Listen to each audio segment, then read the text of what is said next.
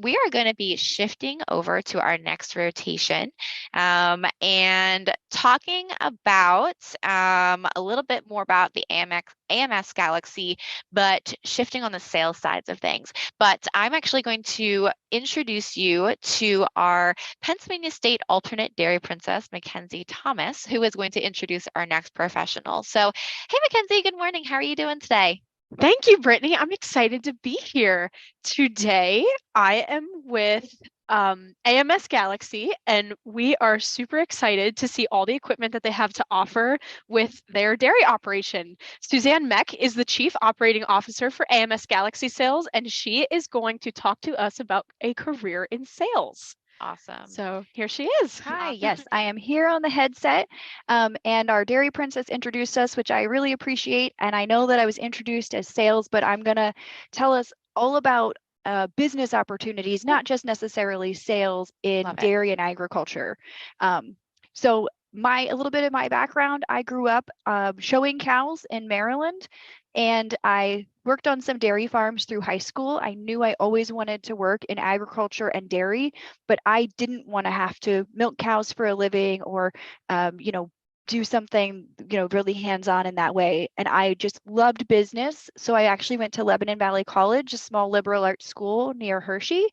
And I have a degree in business with focus in marketing and communications. And I was able to take that foundation and apply it to agriculture. Out of the gate, I worked actually for a co-op. I did communications, marketing, some journalism stuff, and over the years shifted my focus more to sales and marketing. And then I joined the Galaxy team about 2 years ago. A little bit of background about Galaxy. As I had mentioned earlier, the farm here is sort of the foundation of the business. We started as a dairy farm with milking robots. Eventually, Brad, the owner of the farm, started working with the business more and eventually bought into the business. So, in addition to milking robots, which here behind me, we actually have one of our new models, the Merlin. We just started working with this model about a year ago. We actually have one installed here on the farm as well, so you guys will get to see that. 10 years ago, we partnered with Urban, which does calf feeding equipment. And here we have a milk shuttle, which is a really great tool for farms to take milk, and they can also pasteurize milk and go out and feed calves in hutches. We also, in addition to the milk shuttle, have automatic calf feeders, which you'll also get to see in a little bit as well. We have bedding robots, we have one running up in the barn. It drives through the barn above the cows and puts bedding in. And we also sell automatic feed mixers. They go to a kitchen, they mix the feed, and they drive through the barn and dispense that feed. So those are all sort of the different things that we have developed here. I know it's kind of neat. People drive in and they're like, oh, I just thought it was a dairy farm, but really we have a pretty wide breadth of automation that we can offer. We also develop our own products like the high moisture corn feeder. So a little bit of my job, most of the products that I talked about come from other countries. So this robot is manufactured in the UK and Netherlands. The urban calf feeding equipment comes from Germany. And the bedding robot and automatic feed mixer are equipment that comes out of Austria. So we're importing all of this stuff. I get to work with international businesses. I have not only traveled around the whole country visiting dairy farms, but I've also gotten to travel all over the world. I've been to all of these manufacturing operations, and I have been to farms in Europe and the Netherlands that are using this equipment. So it's a really neat opportunity that I think a lot of people maybe don't think about as a potential ag career. My day-to-day job, we're a small organization, so we all sort of wear a lot of hats. But I am mostly focused on sales and marketing. So I work with our sales team. I visit customers. We talk about the customer's needs, talk about where some of these products might fit into their needs, and then talk about how they use it on their farm. When you go to a milking robot, it's really different than milking cows in a parlor. And you have to change your whole mindset as a dairy farm for how to incorporate that, how you change your day-to-day chores, how you do chores like scraping the barn, because cows are not going to the parlor anymore. So really talking about, what does that look like? And we sit down with a lot of families, and we often become sort of part of the family. It's all about building relationships. We have customers that are as small as 60 cows with a single robot, and I have been on farms that have 15,000 cows and they have an 1,800 cow totally automated barn that no piece of tractor ever goes into. They have milking robots, they have the feeding robot, they have bedding robots, they have alley scrapers. Nobody is ever driving a tractor or a skid loader into that barn. So there's just a lot of really cool technology that I get to help farmers figure out how to incorporate into their day-to-day operations. Yeah. So I know that was a lot. No, I love that. And I don't even, I would say I get to work with quite a few farms, but I don't know that I've ever seen an automatic bedder. So can you explain like what that means and why that's important? 'Cause I think that's something that maybe people, if they've heard, I think a robot, like a robotic milker, we've heard of, but can you just talk about that better a little bit more? Sure, yeah, absolutely. So the bedding robot, just the kind of reasoning for a bedding robot is, like I said, when you change to robotic milking, you Mhm. completely change the way you're doing chores. In a traditional farm, your cows are leaving the stalls twice a day at least, and they're going to go to the parlor and get milked. In a robot barn, your cows are always doing everything all of the time. So you don't have that empty barn where you can go scrape and bed stalls as easily. And every time, somebody gave me this analogy recently, and I'm going to steal it because I love it. Every time you go into a robotic milking barn, it's kind of like the cop sitting on the side of the road. When you see a cop on the side of the road, traffic slows down. And every time you go into a cow pen that has robots, it's like a cop going in there. And when you go in with a skid loader, it's like an accident scene. Everybody's got to move around somewhere else. So you want to avoid going into that barn as much as possible. Sure.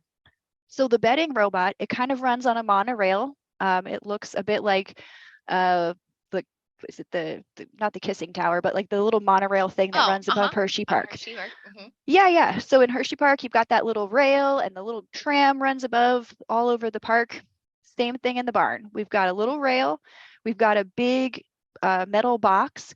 It goes to its little house. It fills up automatically with bedding. It's got level sensors in it that knows when it's full. And we have pre-programmed routes. So certain stalls, maybe the outside row gets more air movement on it from when the curtains are open. So we bed that twice a day instead of just once or, more frequently.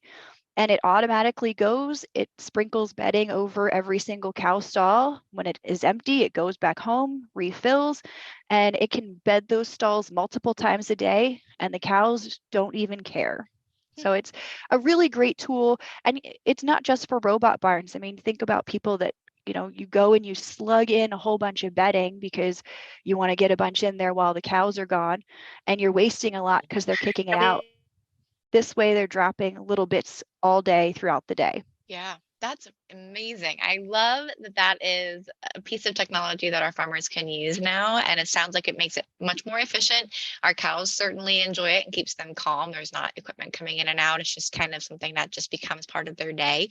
So that's pretty cool. Thank you for sharing that. I appreciate it. Sure. So I know you mentioned a little bit about your background, and talked about how you've gotten to travel a lot and things like that. Do you have what a typical day looks like for you, or do you kind of do very different things each day? My days vary quite a bit. I would say maybe my weeks are more of a kind of a similar thing. Okay. Um, I because I travel nationally, I'm frequently going to another part of the country, and I visit with our dealers. We have a dealer network that helps us service and partner for all of our equipment. So I will travel to an area that has maybe 2 or 3 dealers, and I will visit with them. I will kind of refresh them. I'm sort of the expert on all of these products. So I'll refresh them on what the products are, how they get used, if they have specific questions on, a lot of times I visit farms that have the calf feeder, and I'll, work with them on the software part of things. We visit customers, we talk to them about what their farm needs are, and again, answer questions about how different kinds of equipment can work on their farm. I also troubleshoot a lot of things. Once something gets on the farm, I sort of mentioned you change your whole management, and people will often call and say, hey, I'm trying to figure out how to reprogram my calf feeder, or I'm having this issue. So I'm often helping troubleshoot things.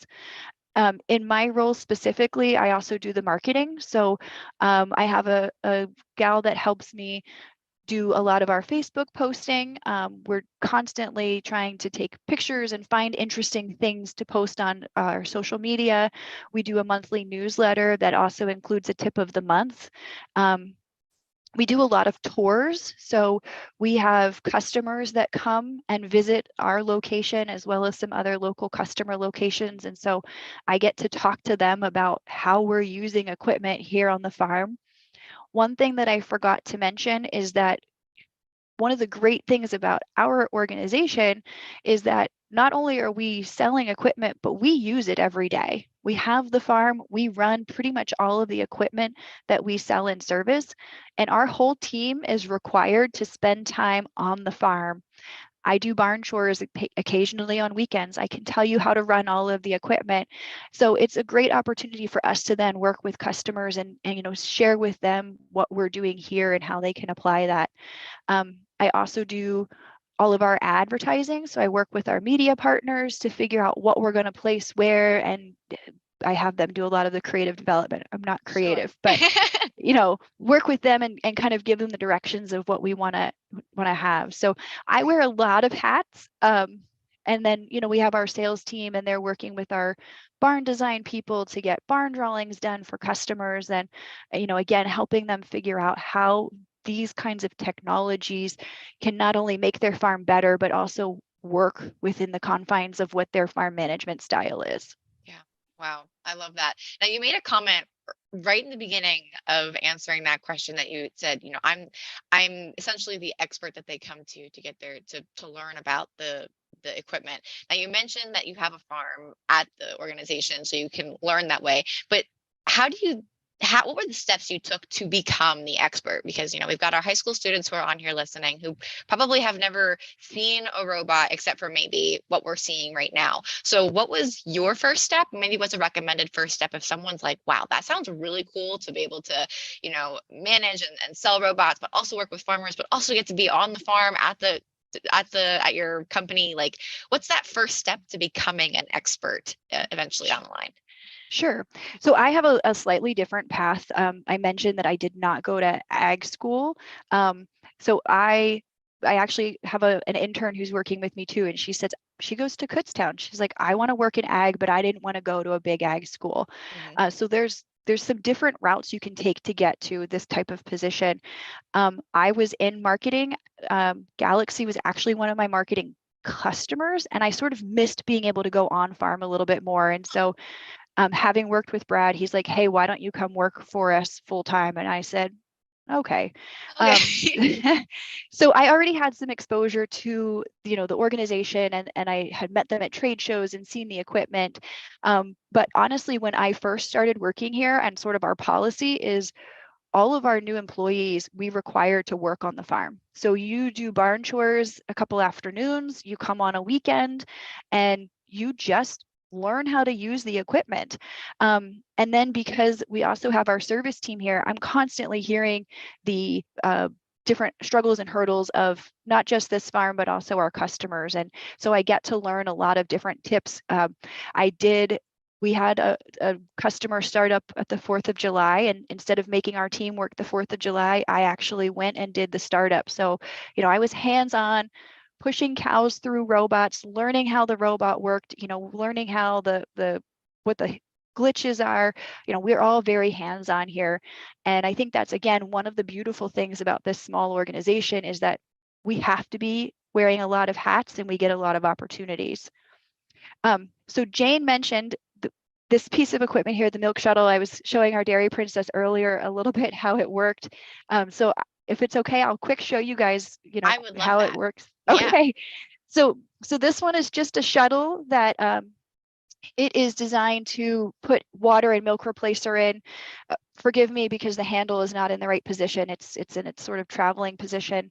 But basically you fill it with water, or you could put milk in there.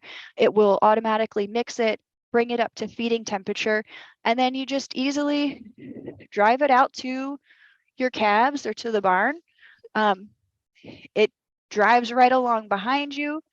When you get to your calf pen, you can take this hose. You have settings that you preset quantities here, and then you just drive along behind to the calf. Your nozzle has a trigger, and you hit the trigger as you go right down through the calf barn, and it automatically puts the portions right into to the bucket for each calf. Wow. You're supposed to give.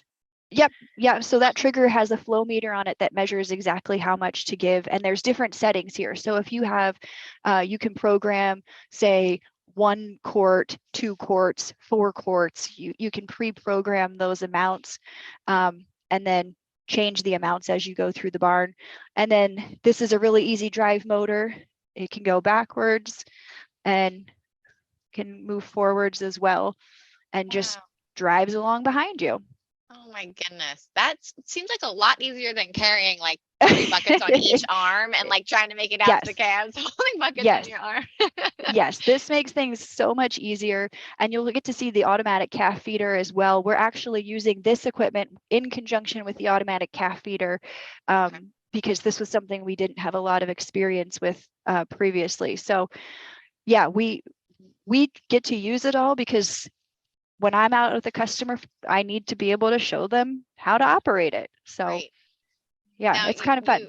it is very cool. Now, so you mentioned the calf feeder, and maybe for those of us who aren't necessarily sure what the difference is between what we're looking at right now, like the milk taxi and a calf feeder, what makes the calf feeder automatic about it? Like, can you explain what that is a little bit? Yep. So you'll see the calf feeder up in the barn, but the calf feeder is not on wheels. It sits there in the pen, and the calves come to a nipple station and drink as many times as a day as they want. We tell the feeder how much that they're allowed to have and how many portions they can come and get that in. So this one we're driving out to hutches and individually feeding calves, where the automatic feeder is a stall in the pen. It's a group pen of calves, and they're coming to the feeder instead of us going to them.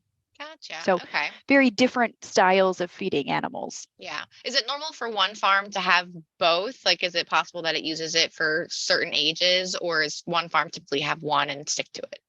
It is possible. I would say most farms don't have both.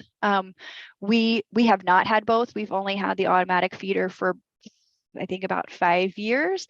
Okay. But we had a milk shuttle that we had been demoing, and we wanted to try some pasteurizing. So again, a beautiful thing about having the farm is we can trial some stuff. So we just started using the pasteurizer this week, but I would say most farms are typically one or the other. Okay. Yeah. Very cool. Very cool. So we've got about 3 or 4 minutes here yet. I have one other question that, as we're listening to all of your experiences, and I think your job sounds really, really cool. What is a key skill that you feel you need to be successful in sales and management? Maybe a soft skill that you just need to have to be successful in your job. Sure. I think the most important thing is being able to communicate and talk to people. So much of what I do is just talking to people. I find out where their needs are and how we can meet them. And even with our team and what I do, partnering with our vendor organizations, it's all about people and building relationships and being able to communicate well. So often for me, I've met a lot of people in the industry, and it's great to be able to go and tap into those different resources. And if you don't know how to talk to people and build good relationships, it makes it really hard to have a true career. And I think that goes for any kind of really anything, unless you don't talk to anybody ever.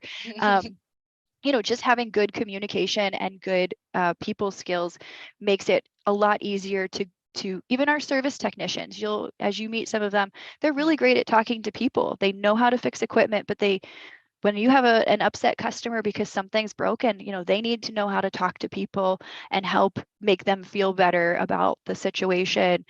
So communication and building relationships are just pivotal for any career, whether it's in agriculture or otherwise. That's excellent, excellent advice. Thank you so much, Suzanne. Before we jump into our next rotation, which I believe, as you had briefly mentioned, we're going to be getting to talk to those technicians and learning a little bit more about the technical side of the robots. Is there anything else you wanted to share with our high schoolers that are online with us today about your career, about the opportunities, or just any advice or anything that you'd like to give to all of us today? I think I would just say don't limit yourself. There's so many opportunities in agriculture that, I talked to the prior group a little bit about advertising and marketing. You see ads for Case New Holland and John Deere, and somebody creates all of those advertisements. And they're actually whole companies that just do agriculture marketing and advertising. Journalism, there's so many different vast arrays of places you can use ag. And I think people often think, oh, I need to go into animal science or agronomy or something like that. But I get to experience all of those parts of agriculture, and I have a degree in business. So don't limit yourself, and don't, necessarily think you have to be going into like an animal science, or even that you even need a degree. There's lots of things you can do going to trade school, or just with some skills like welding and mechanical. So, the world is your oyster when it comes to agriculture. I love that. And you could not be more correct. There are so many different careers tied to agriculture and everything we do, even if marketing is your specialty or communication is your specialty, or maybe you really like math, you're going to be a technician. There's just an endless opportunities. So thank you so much, Suzanne, for taking your time out of your day to chat with us and answer our questions. We really appreciate it. And we wish you the best. So thank you so much. Thank you, and good luck to all of the students. Thank you.